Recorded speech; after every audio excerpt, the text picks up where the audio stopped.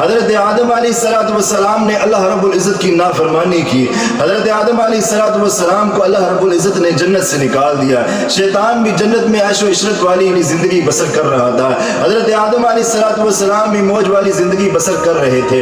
مگر کیا ہوا؟ ایک غلطی اور ایک گناہ کی وجہ سے اللہ رب العزت نے دنیا میں بھیج دیا.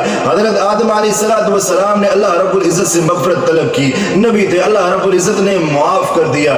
آج ان کی ساری اولاد کو مصیبتوں اور دکھوں میں زندگی کو بسر کرنا پڑ رہا ہے. کیوں؟ کیونکہ گناہ ہے، غلطیاں ہیں، گناہ کرتے ہیں، اللہ رب العزت کو ناراض کرتے ہیں اور دکھ اور مصیبتیں آن پہنچتی ہیں. اللہ رب العزت کا ایک خاص پیغمبر ہے، بڑا مشہور پیغمبر ہے. حضرت نوح علیہ السلام اللہ کے رسول ہے.